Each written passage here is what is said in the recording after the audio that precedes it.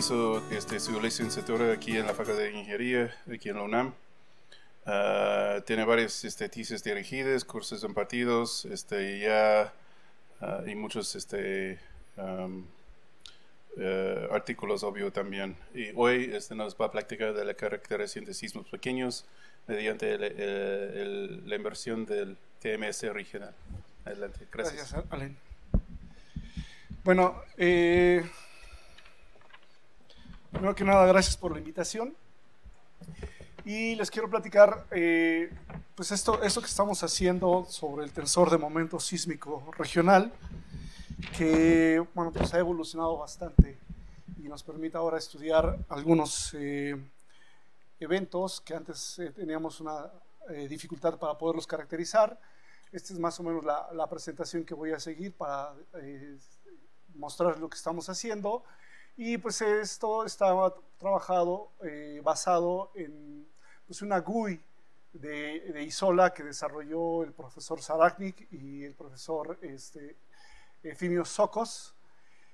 Y bueno, ¿por qué? La razón, primero, es tratar de explicarles por qué necesitamos el tensor de momento sísmico, utilizarlo. Resulta que, bueno, yo llevo varios años monitoreando sismicidad en la Sierra Madre Oriental. Hemos caracterizado algunas zonas en la parte centro-sur, principalmente hacia la Sierra Gorda y San Luis Potosí. Sin embargo, pues con todo y que aquí podemos ver una cierta tendencia y que más o menos algunos patrones de sismicidad parecieran correlacionar con algunas estructuras regionales, ya cuando nos acercamos a mayor detalle, pues esto se vuelve bastante impreciso y pese a que hemos incorporado estudios de geofísica, básicamente métodos potenciales, gravimetría y magnetometría, hasta ahorita no hemos podido verdaderamente definir claramente las estructuras sismogénicas. De este trabajo, bueno, pues se han hecho 3 tesis, 2 de mis estudiantes que se titularon en 2014 y más una chica del IPICIT que también hizo sus tesis de maestría. Y bueno, entre las dificultades que hemos encontrado para caracterizar esto desde el punto de vista, por ejemplo, geológico, es que por el origen de las estructuras aquí, no hay forma de medir un echado, estrías, nada. Los geólogos estructurales me decían, pues sí, mídete ahí, seguramente puedes encontrar estrías, puedes encontrar fallas, nanáis, no hay nada. Entonces dependemos completamente de la sismología. Ya hacia el sur, sí hay estructuras que se pueden ver en superficie, pero ninguna asociada con sismicidad. Hasta ahorita, de todos los eventos que hemos tenido, no hemos encontrado una estructura reciente que tenga ruptura en superficie. Entonces, lo que nos puede ayudar es, o lo que necesitamos, es poder describir el tensor de momento sísmico, porque nos sugiere la estructura que da origen a la actividad. Otra de las razones es que, bueno, estamos hablando de sismos intraplaca y los sismos más grandes que han ocurrido en esta zona son de magnitud 5.6 aproximadamente, descritos algunos de ellos por Suter, otros por Suárez, y pues toda la mayoría de la actividad se concentra en magnitudes de 3.5 para abajo.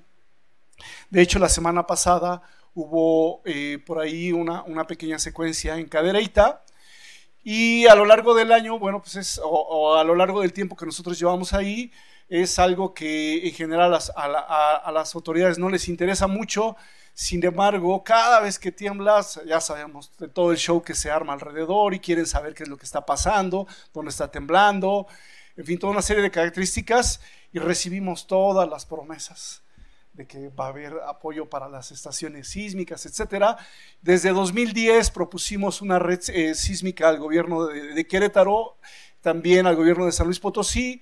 Curiosamente, San Luis Potosí compró 4 No, compró 6 estaciones de periodo corto, 3 de banda ancha, que siguen ahí en sus cajas. Todo se quedó en eso. Y en el caso de Querétaro, se compraron 6 de 10 estaciones que se habían propuesto. A lo largo de entre 2012 y 2015 se instalaron 3 estaciones, pero están en standalone. No se ha podido ir más allá en establecer la comunicación, y entonces, bueno, la sismicidad básicamente depende de lo que podamos hacer nosotros con las redes locales y la estación de Juriquilla, que además también pronto la tenemos que mudar, porque Juriquilla pues ha cambiado mucho ya en el entorno, el nivel de ruido es muy alto, y pues es una lástima que un instrumento de banda ancha de señales tan pobres en cuanto a la señal, relación señal-ruido. Entonces pronto la estaremos mudando, yo creo que en 3 meses más, al rancho de la UNAM, en Tequisquiapan, y dejaremos un instrumento de características pues menos exigentes en el campus, ¿no? Entonces, bueno, partiendo del hecho que la cantidad de sismos de magnitudes pequeñas pues es mucho mayor, que pues esto vamos a aprovechar o tratar de aprovechar esta cantidad de sismicidad que tenemos aquí y en otros lugares, y pues lo que queremos es poder caracterizar lo mejor posible esa actividad. Entonces prácticamente se vuelve la única opción para poder describir lo que está en cuestiones geométricas, la búsqueda de la estimación del tensor de momento sísmico, y bueno, pues también es una forma de poder dar respuesta a algunas demandas de la sociedad. ISOLA, que es el programa que nosotros hemos decidido trabajar, su nombre proviene de Isolated Asperities, y tiene la posibilidad de modelar las formas de onda, las cuales se pueden ingresar en estos formatos. Los programas están disponibles en Fortran, todos se han sido ensamblados a través de una GUI que trabaja a través de la interfase de MATLAB en Windows. Hay una versión que ya está corriendo de forma automática en Linux, y bueno, pues también aparentemente por ahí hay una versión en Mac, pero es como el Espíritu Santo, se asegura que por ahí existe, pero nadie la ha visto. Esta ventaja de esta interfase de MATLAB, pues también utiliza algunos recursos como GMT, Google Earth, es bastante amigable. Y el paquete pues es todo en uno, permite el análisis de registros crudos, la generación de figuras de buena calidad. Es una herramienta rutinaria en la cual básicamente se centra en el análisis de fuente puntual para sismos locales y regionales, y en algunos casos se pueden hacer estudios de fuente extendida. Hay algunos eventos, el margen de magnitudes que se han analizado es bastante amplio. Aquí le pongo comillas por, bueno, esto lo vamos a ver, todavía se puede dudar de la calidad en estas magnitudes. Y bueno, aquí está la dirección donde ustedes pueden bajar el programa, es fácil de instalar, y bueno, pues viene acompañado de un manual, una página web, y además siempre se está actualizando a la versión más reciente. Para poder describir el campo de desplazamiento, bueno, se utilizan los 6 elementos básicos del tensor de momento, que están convolucionados por las funciones de Green. Entonces estos tensores de alguna forma están siendo ponderados para poder utilizar y acelerar la inversión en el cálculo de dicho tensor completo. Y bueno, pues a la hora que nosotros podemos incluir esto en un esquema de inversión, pues la solución al utilizar la combinación de estos tensores permite una solución bastante estable. El ajuste que se hace es con base en la norma L2 y dadas las magnitudes tan pequeñas que se pueden alcanzar, pues se puede dudar un poco de la calidad de la solución para poder pues estimar soluciones adecuadas. Sarachnik y colaboradores pues han trabajado en métodos estadísticos, está basado en la reducción de varianza, la correlación entre las soluciones que se obtienen, y además se hace un análisis del número de condición a través de los valores singulares de la matriz de diseño, y además de otra serie de parámetros. Ahorita más o menos les voy a mostrar algunas imágenes de lo que se utiliza para poder hacer esta inversión y, bueno, pues poder establecer un cierto intervalo de confianza. Como les decía, el tensor de momentos se calcula a través de mínimos cuadrados, utilizar un modelo completo desviatorio, es decir, traza cero, o un doble par restringido. Normalmente estamos considerando que el doble par se aproxima en lo posible al 100% o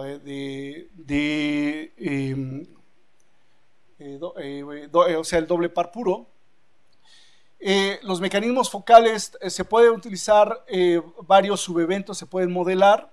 Entonces esto está basado en el método de Kikuchi, en el cual se va fijando se obtiene un modelo para una fuente, una vez se resta la contribución de esa fuente y se sigue analizando para las fuentes subsecuentes. La búsqueda espaciotemporal de la solución está basada en el método de grid search, y para establecer las retículas se pueden hacer a lo largo de un plano horizontal, fallas de planos específicos espacialmente. Es un método bastante confiable. La función fuente, por ejemplo, para el cálculo está basado en un triángulo o una delta, y bueno, se han probado en diferentes zonas del mundo. Aquí en este caso, por ejemplo, vemos que la inversión para una componente que sea isotrópica es aproximadamente del 50%. Estos son algunos de los primeros modelos que se obtuvieron. Y bueno, como les decía, el cálculo se puede hacer una inversión del tensor de momento completo, considerar la parte desviatoria, hacer una inversión mediante una restricción del doble par. Pues, la función tasa de momento se calcula a través de un triángulo o una delta de Dirac, y la función Green y los sismogramas elementales se calculan a través de una función doble y mediante un ventaneo doble, basado en una búsqueda espaciotemporal con el método de grid search. Y bueno, esto, como les decía, se va haciendo una deconvolución iterativa.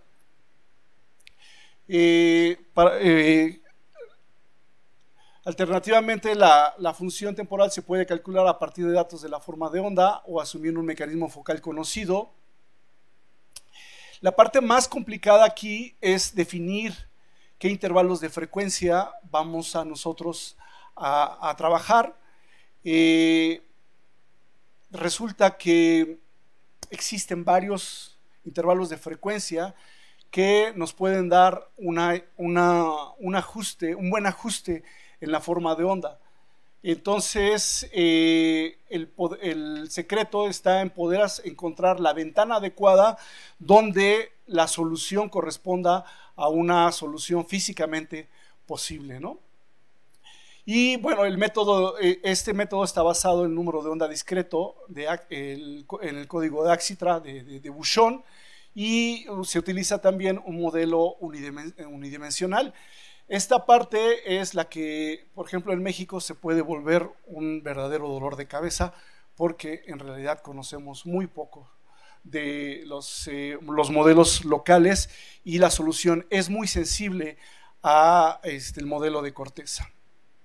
Ahora bien, las ondas de cuerpo y superficiales existen en el modelo de velocidad, se toman en cuenta para poder hacer la inversión automática, y para un truco que tiene este método es que requiere que las soluciones, las formas de onda sean alimentadas en velocidad, aunque la inversión la realiza en desplazamientos. Ahora vamos a ver algunas de esas características. Por ejemplo, este es el tipo de ventanas que se manejan. Se pueden utilizar funciones múltiples. Se puede definir aquí cómo es que uno quiere hacer la inversión, en qué modo.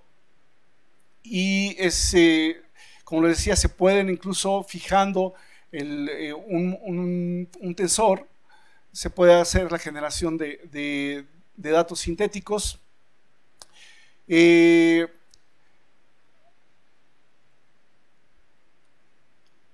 Otra cosa que también se tiene es que se pueden meter los datos crudos una vez que uno introduce la función, la respuesta instrumental.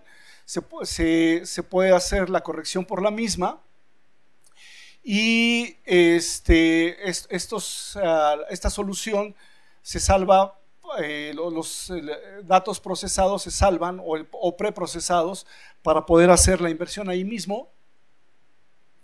Esto, por ejemplo, tenemos algunas distorsiones de este estilo, y una vez que nosotros quitamos la respuesta instrumental, pues podemos hacer la eliminación de algunas perturbaciones. Otra cosa es que podemos seleccionar, como les decía, el intervalo de frecuencias en el cual nosotros vamos a trabajar mediante el análisis de la relación señal-ruido.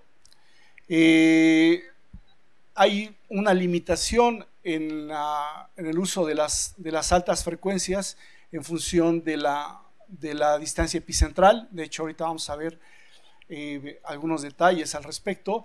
Y hay una parte que yo todavía no he explorado completamente y que no estoy tan de acuerdo, que es que en cada estación se puede hacer un filtrado diferencial.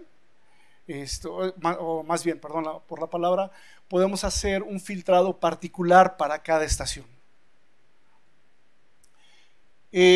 Como les decía, este método está basado en la reducción de varianza, en el análisis de la señal ruido, y es muy sensible a contar con un modelo de velocidad de corteza para poder establecer el uso del número de condición.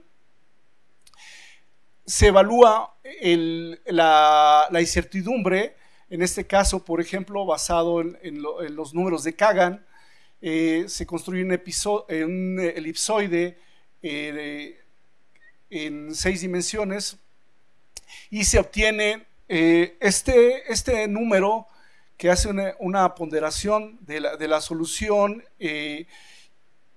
Nos ayuda a que en algunos casos, por ejemplo, comenzamos con una cantidad prácticamente infinita de soluciones, y nos lleva a reducir la solución a unos intervalos bastante aceptables, los cuales pues básicamente van a estar perturbados por el efecto de la configuración entre la fuente y la estación y el intervalo de frecuencias. Entonces también en evaluación de la incertidumbre podemos analizar los ángulos del tensor, nos proporciona un intervalo de solución en este análisis de los ángulos de Kagan. Y bueno, también es posible estudiar la fuente analizándola como una fuente isotrópica. Podemos nosotros fijar la función temporal.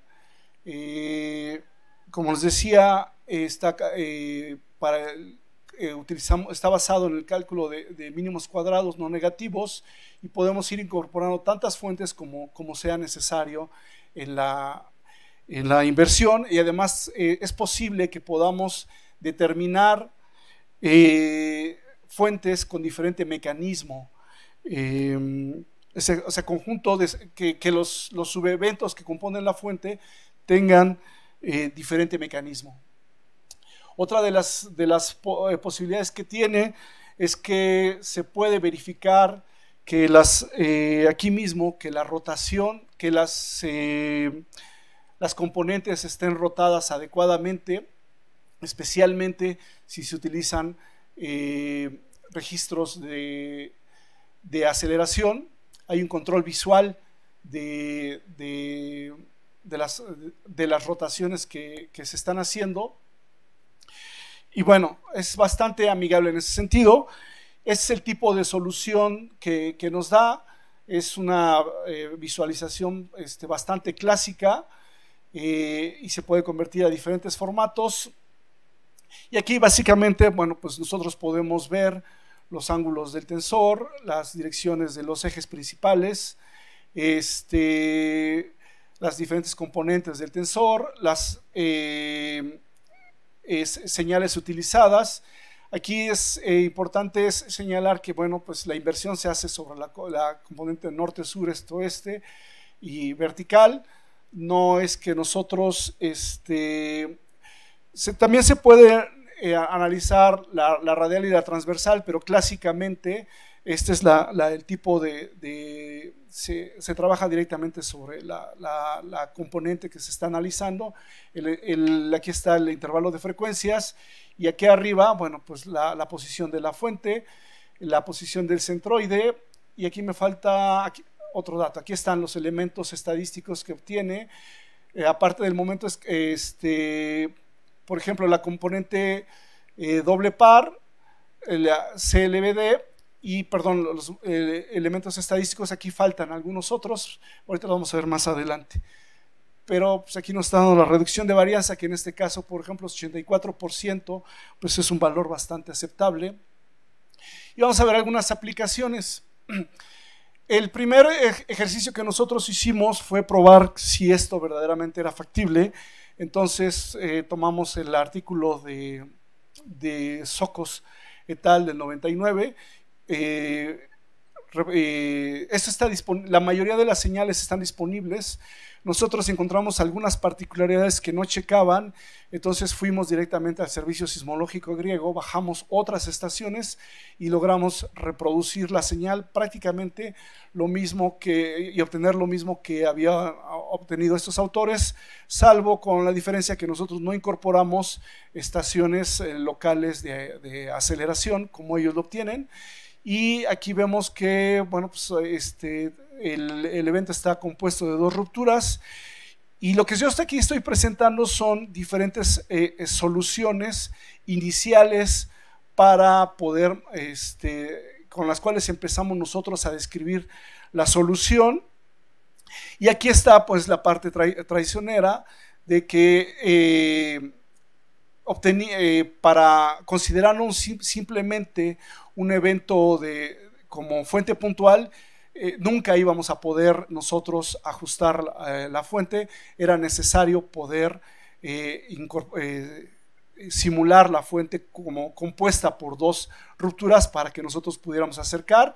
Entonces, con todo y que las soluciones aquí en términos numéricos parecieran relativamente satisfactorias y los ajustes también se ven bastante buenos, pues ahí es donde es necesario que nosotros incorporemos la parte estadística para poder llegar a una solución confiable.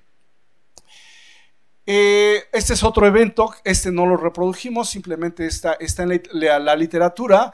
Este evento pues nos sirvió para recordar un trabajo que hizo Javier Pacheco para el sismo de Zacualcos, que es una imagen muy parecida, y donde precisamente esta idea de estudiar sismos pequeños, pues ahí lo hicieron. Yo recuerdo que los dos antecedentes que a mí se me quedaron dando vueltas en la cabeza fue un sismo, ese sismo en Zacualcos, y otro que trabajaron con Singh y con François Courbolex sobre un sismo muy pequeño, una simulación, y bueno, siempre me quedó el gusanillo de poder analizar este tipo de eventos.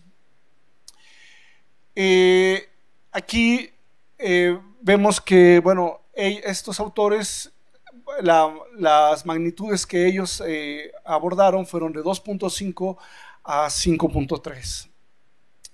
Entonces, esta es la serie que desarrolló mi estudiante Daniel Yela para su tesis de maestría. Decidimos no concentrarnos en una zona. Nosotros pues queríamos ver hasta dónde podíamos explotar la solución o utilizar este código, y decidimos analizar diferentes ambientes tectónicos, diferentes profundidades, diferentes magnitudes, y por eso pues fuimos, fue de chile y de mole para poder ver hasta dónde podíamos nosotros llevar al límite esta solución. Aquí le pongo 11+1 porque pues el 1 es una contribución. Estaba prácticamente terminada la tesis de Daniel, y de repente, bueno, pues Luis Quintanar nos hizo el favor de proporcionarnos unos datos, y pues ahí se añadieron, ¿no? Ahora, para este cálculo nosotros pues analizamos sismos entre 3.2 y 6.2. Tenían que ser registrados claramente en las estaciones. La inversión del tensor de momento sísmico está basada ya lo dijimos, en mínimos cuadrados, y pues los ajustes se hacen entre las señales observadas y modeladas. El modelo de corteza con el cual nosotros tratamos de resolver esta parte fue a través del trabajo desarrollado por Spica y colaboradores, que nos dan un modelo confiable, especialmente pues para zonas donde no se contaba con dichos modelos. Se evaluó la sensibilidad y la eficacia de las soluciones a través del número de estaciones, la distribución de las mismas, la calidad de la señal. El intervalo de frecuencia está condicionado por la magnitud y la profundidad de la distancia y también de la distancia, entre la fuente y la estación, y eso determina pues o condiciona el intervalo de frecuencias del filtro pasabandas, que nosotros podemos manejar. Y bueno, la frecuencia máxima a la cual nosotros vamos a trabajar va a depender de la distancia mínima de la estación que estamos considerando, de la magnitud de la señal, de la relación señal-ruido, y eso también a su vez va a estar condicionando pues la generación de las funciones de Green. La frecuencia máxima que nosotros, bueno, hay personas que, por ejemplo, para realizar la inversión, pues empiezan a hacerlo a través de ensayo y error, y nunca le dan. Y como les decía, o hay veces que sí le dan al ajuste, no al ajuste, sino a un filtro que aparentemente nos va a permitir un ajuste adecuado, y sin embargo, ya cuando llegamos a la solución definitiva, resulta que no es adecuado.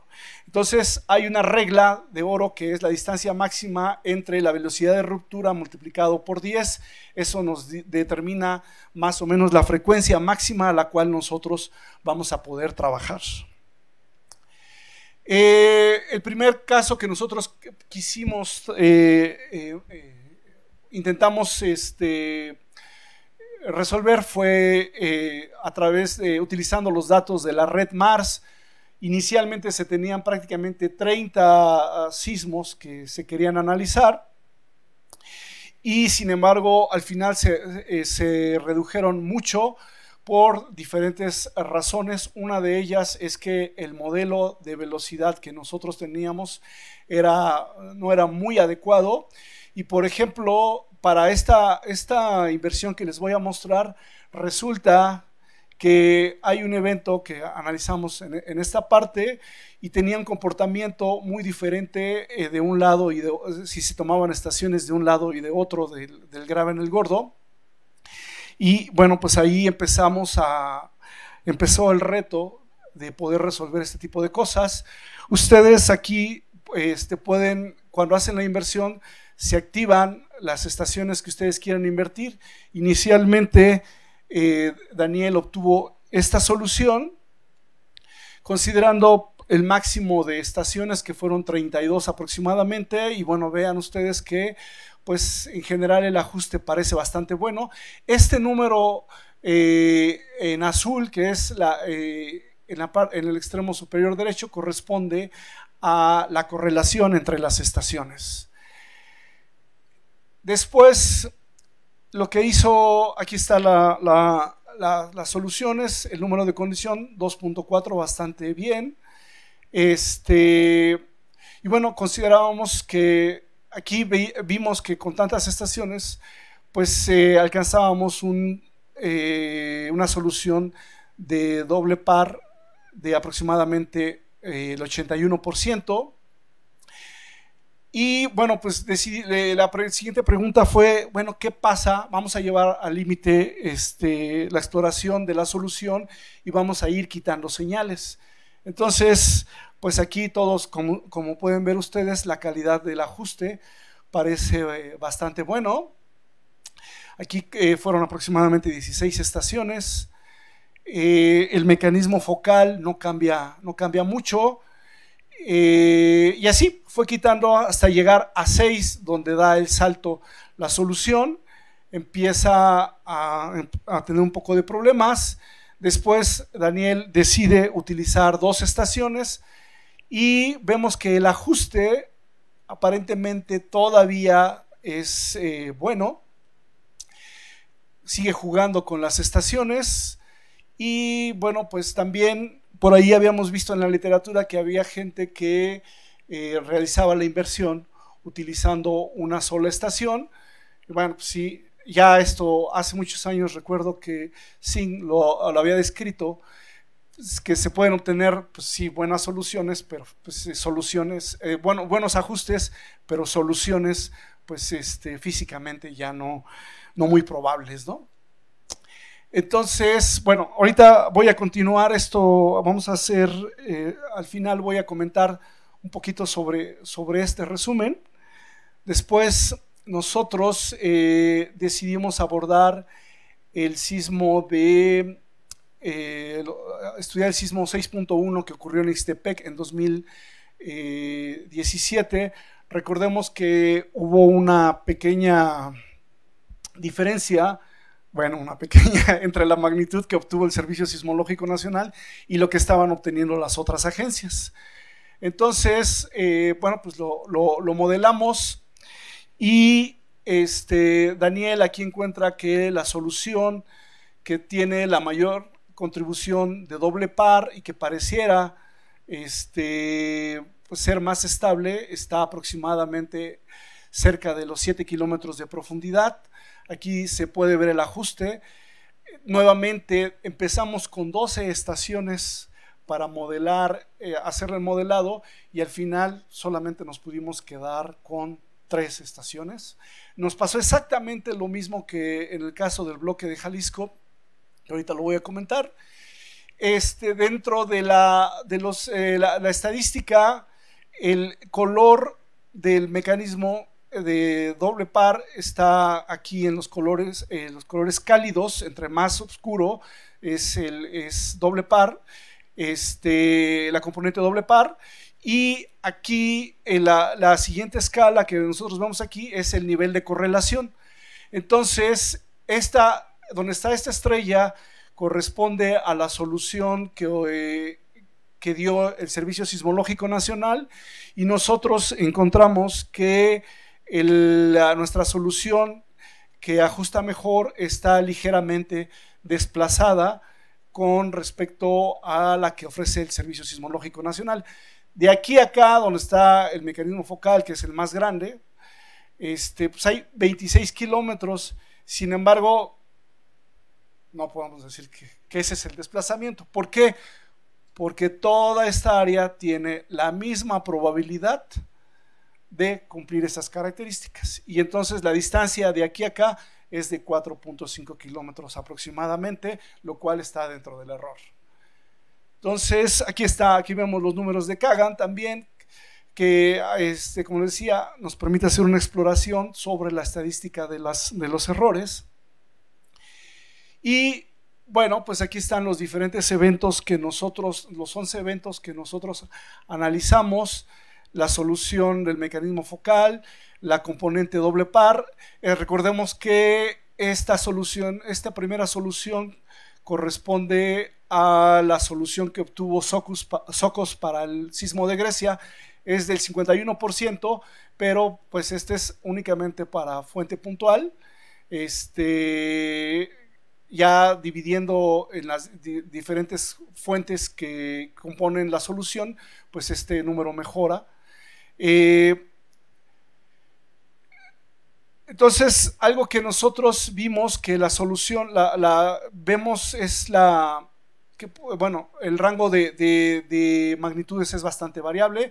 El intervalo de profundidades también es bastante variable, y las soluciones son bastante adecuadas, y la reducción de la varianza, bueno, pues es, digamos, bastante aceptable para estos sismos.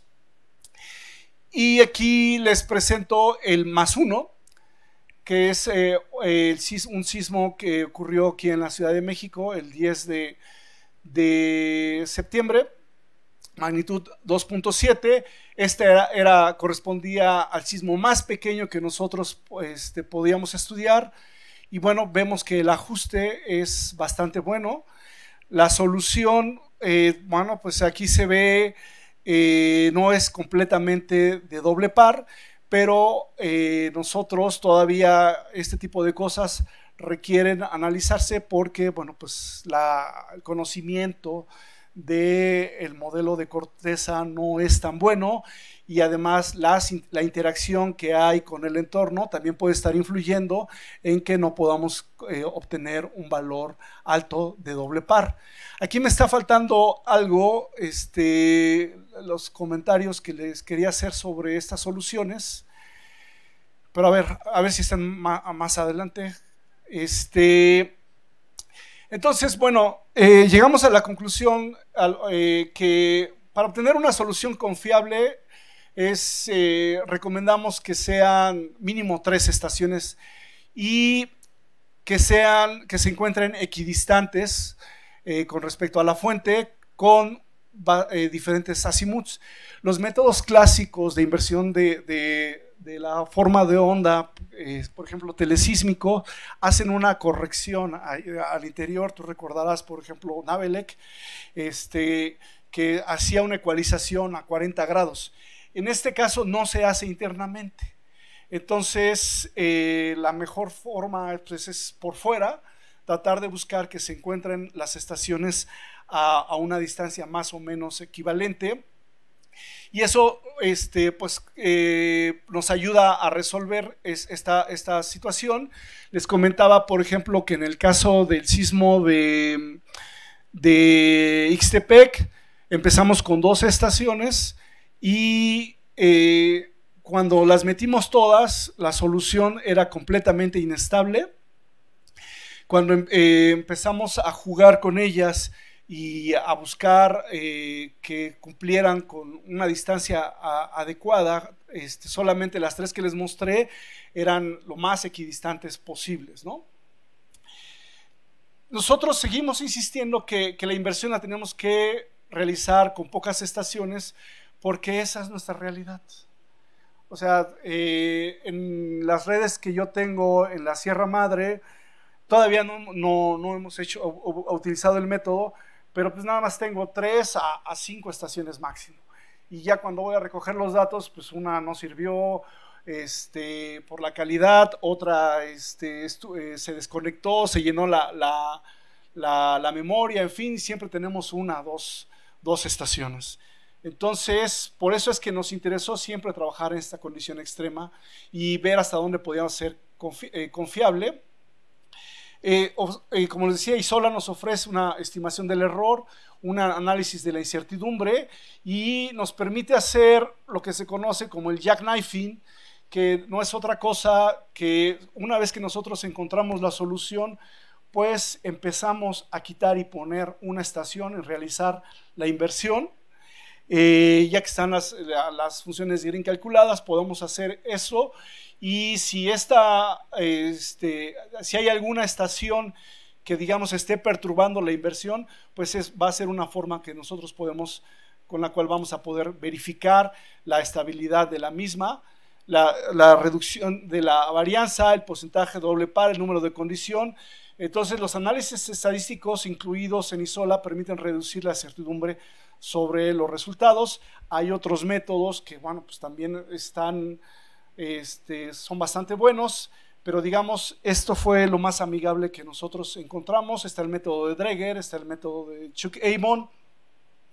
De hecho, varios de ellos están concentrados y discutidos en un artículo sobre el tensor, en un libro que acaba de salir el año pasado sobre el tensor de momento sísmico regional. Y bueno, pues las diferentes soluciones que por cuestión de tiempo no presenté sugieren una aparente buena correlación con las estructuras de alrededor. Sin embargo, no las quise presentar porque en todos los casos pues es nada más un mecanismo focal. Si verdaderamente nosotros queremos poder asegurar que las soluciones que estamos obteniendo verdaderamente coinciden con las estructuras sismogénicas locales, pues tenemos que ir sobre el análisis de varios eventos alrededor de una misma área. Ese es lo más importante. Y luego a esto que le llamo algo de brujería en la sismología, es que conforme disminuye la magnitud, aparecen estas cosas que han recibido diferentes nombres, le llaman tick-likes o ratones, que son perturbaciones transitorias más o menos de este estilo. Y alguien diría, bueno, pues aplícale un pasabandas y lo quitas. Nosotros estuvimos jugando en todos los casos con las soluciones y varias de las estaciones que nosotros tuvimos que eliminar, sobre todo en el sismo de Ixtepec, fueron porque aparecían estas señales transitorias y no se pueden quitar, las pueden disminuir, podemos mejorarlas en una, pero si aplicamos el mismo filtro a las tres componentes, siempre va a permanecer este tipo de perturbaciones, principalmente en la componente horizontal. Entonces, alguno de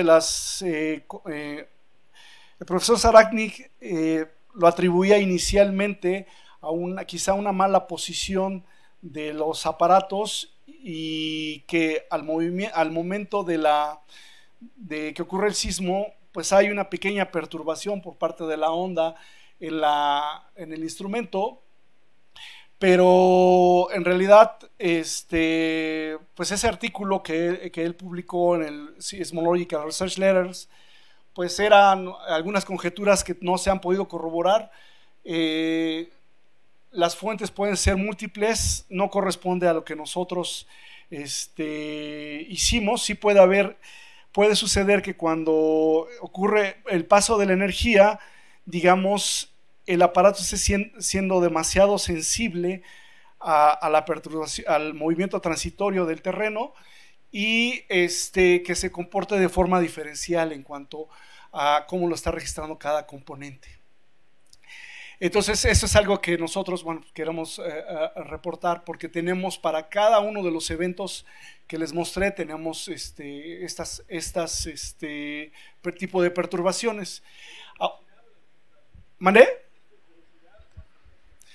Esta ya es desplazamiento. Están en velocidad y no se ven. Hasta que uno hace el proceso, empieza con el proceso, empiezan a aparecer. En velocidad uno las ve y son bonitas y dice, ya la hice. Y ya una vez que hace uno la corrección de respuesta instrumental, ahí aparecen. Metemos el pasabandas y aún así no las podemos eliminar. ¿Perdón? Sí, es uno de ellos. Ahora, lo que hemos visto nosotros es que cuando el sismo es muy grande, prácticamente no es tan importante esto. Conforme vamos descendiendo en magnitud, es cuando se hacen presentes estas perturbaciones. Perdón. Por ejemplo, aquí están varios de los eventos que analizamos, el número de estaciones y el número de ratones que encontramos en estas soluciones, en el análisis. De hecho, lo que hizo Daniel también, y eso ya se quedó en el tintero, es que analizó diferentes... inicialmente considerábamos que la estación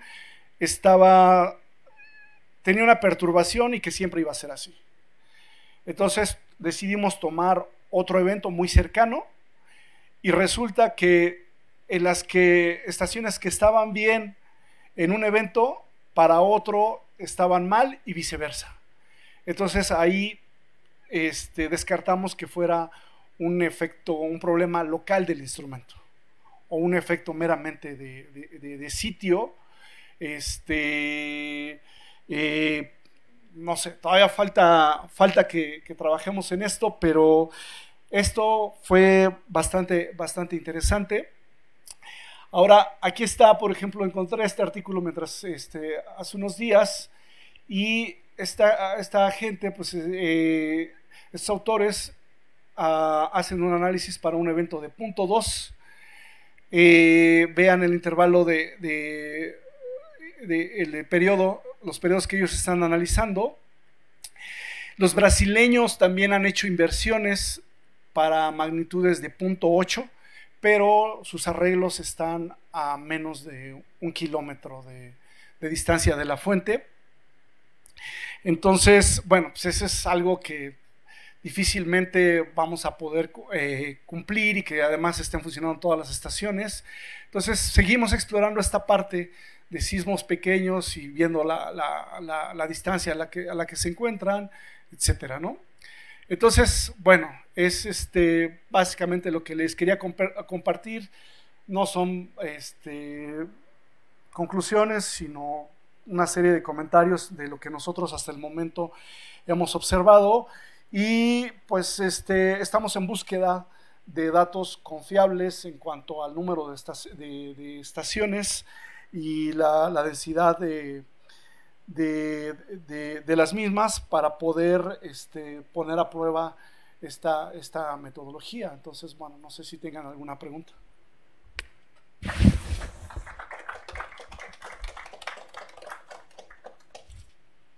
¿Preguntas? Tienes que decirlo con porque se está grabando.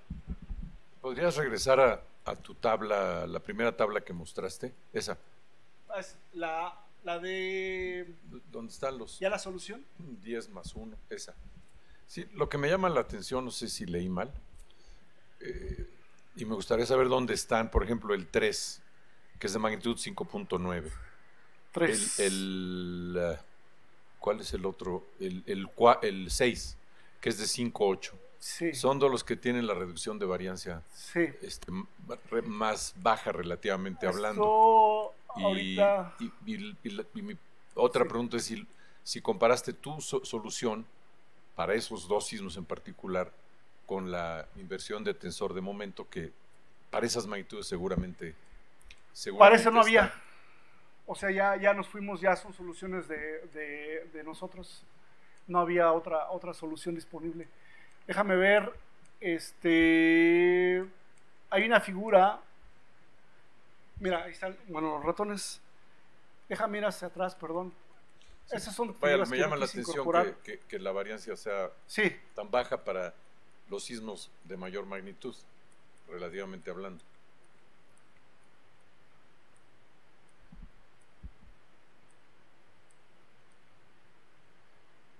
aquí está, dice 3, que es el de Ixtepec, El del 23, sí. y el 8, ¿me dijiste? El 6. El 6 es, esta fue El 7, mira, de 5 años sería el 7. 5, Es que- 8, este es el, No es profundidad. No, el 6. Sí, cierto, es el perdón, El 6 y 5, 8 magnitud, ¿no? sí, aquí está, aquí, perdón, 5, 8 es este. de es las el- costas de Jalisco. Sí. Ahora, este en particular, lo que sucedió es que cuando utilizábamos todas las estaciones de Mars, no ajustaba muy bien. Pero ese está en el Graben, es el que está en el Graben del Gordo. Está muy cerca, está en esta parte, es este. No, pues no está cerca. De este es el... Híjola, déjame...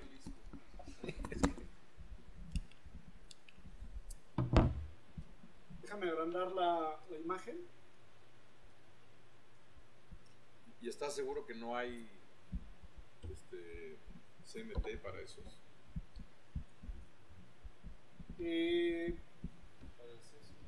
Perdón. Sí, sí hay. Sí, para este sí debería haber, perdón. Para esta magnitud sí la debe de haber. En fin, mi pregunta es ¿por qué piensas que teniendo los dos que sean relativamente más grandes son los que tienen aparentemente mayor error? Tal vez, ¿cuál es el? Sí. Ya me perdí, pero Bueno, no se alcanza. A lo mejor porque está afuera y las estaciones Sí. están muy lejanas y tus funciones de grid no son tan buenas. Exacto, exacto. ¿Qué pasó? Que estábamos modelando con un solo modelo de corteza y encontramos que el modelo de corteza aquí es diferente al de este lado. Cuando ¿Cuál las es el incorporábamos seis, sin Tiene el mecanismo normal. Frente a la costa.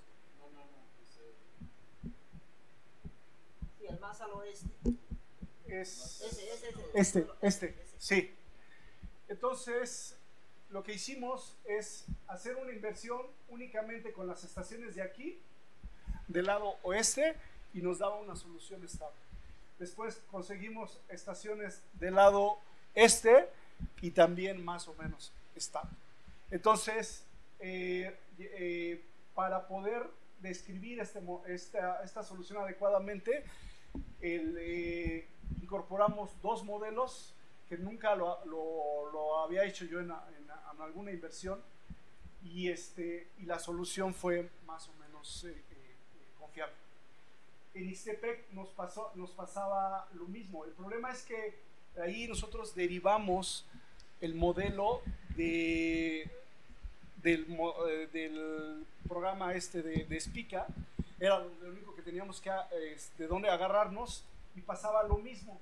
Entonces Sarachnik propone que incluso tú podrías incorporar hasta 6 modelos para poder hacer los ajustes, pero ahí entonces caemos en qué tanto. Es algo que todavía tenemos que trabajar mucho, porque a lo mejor nos puede llevar, sí, a que nos ajuste muy bien, pero hay que ver si la solución es adecuada. Pero no hemos tenido tantas estaciones como para poder hacer esa inversión adecuadamente.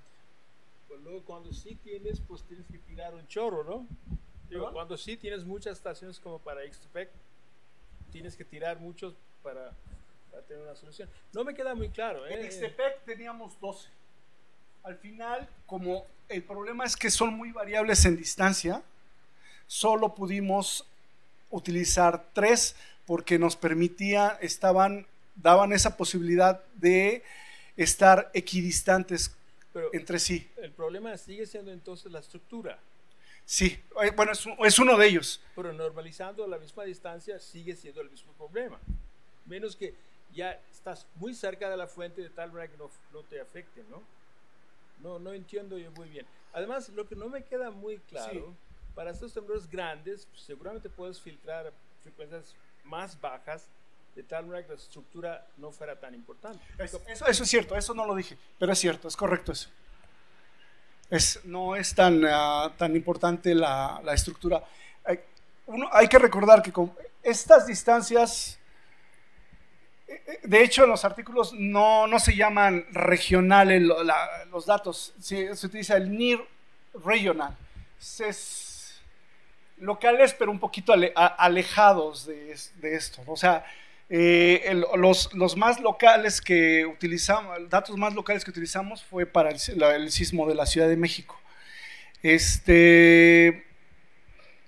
Todavía hay que trabajar en las diferentes distancias para poder sensibilizarnos con cada una de estas contribuciones que se pueden tener y los problemas que vamos a inherentes a cada uno de los eventos.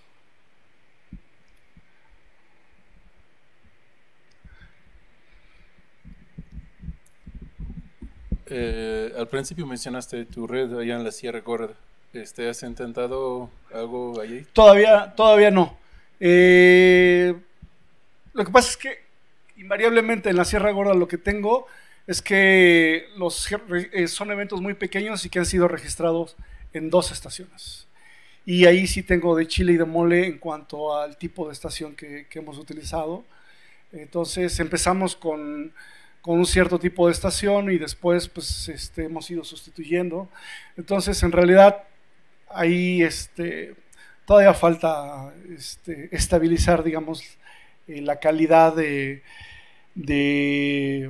lo que estamos registrando con redes suficientemente homogéneas y a distancias adecuadas, pero mi gran problema es que a lo mejor tengo 1800 eventos, pero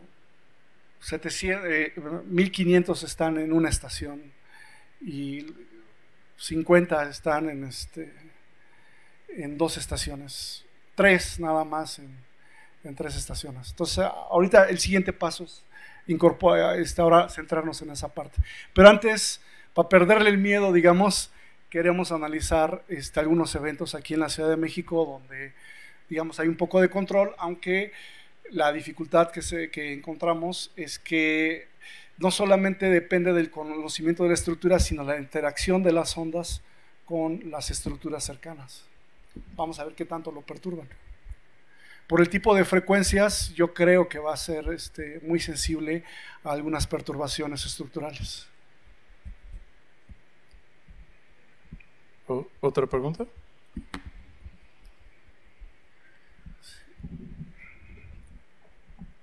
Hola, ¿por qué escogieron específicamente eventos de esa zona, de la mayoría de Colima o del lado oeste? Por la disposición de los datos. Al final, esto fue, ahorita, perdón que haya encimado esto.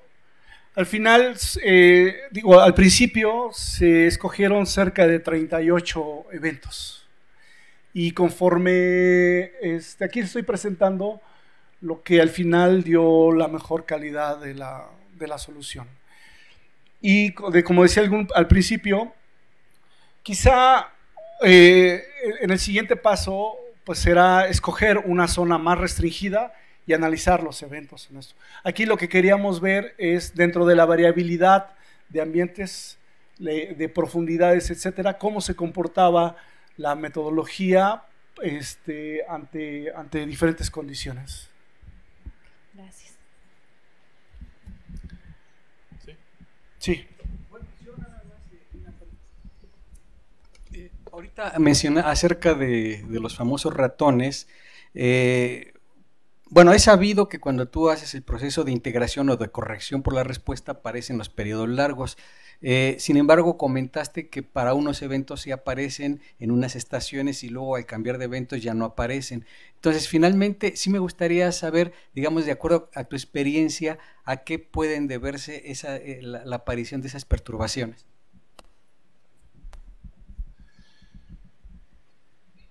Yo considero que lo único que nos está hablando es de la heterogeneidad en la propagación de la energía.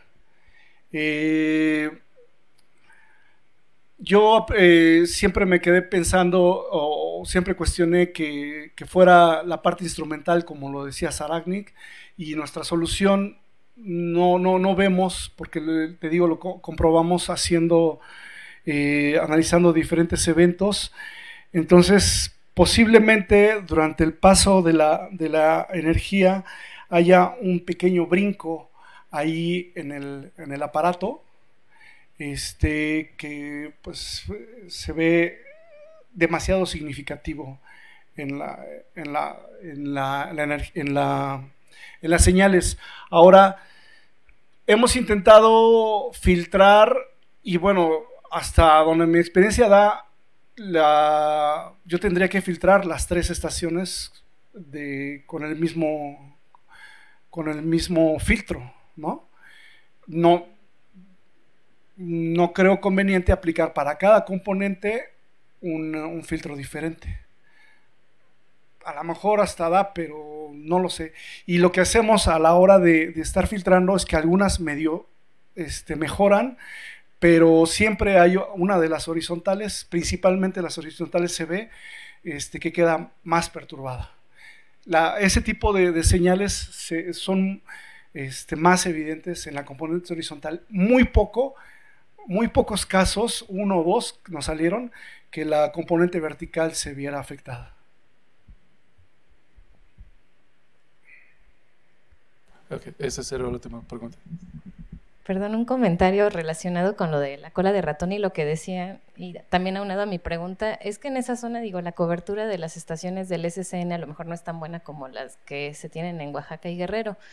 Y por otro lado, hablaba de la inclinación, bueno, los cambios en las componentes norte y sur, y por ahí hay una tesis se me olvidó el nombre de la estudiante de la doctora Shirley, y no sé si usaron ahí estaciones del SCN, donde precisamente habla de estos cambios que se tienen en las estaciones, y con las estaciones que tienen ustedes reportadas donde se veía la cola de ratón, a lo mejor sería bueno compararlo. Todo esto se hizo con estaciones del servicio sismológico.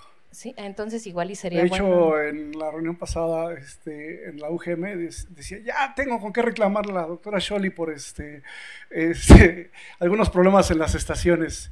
Y ya después decía, pues no, o sea, ya al final le digo, no no encontramos evidencia de que hubiera alguna perturbación permanente, son transitorias. Ok. Entonces sí tenemos que trabajar mucho en esa parte. Bueno, muchas gracias otra vez, Juan Martín.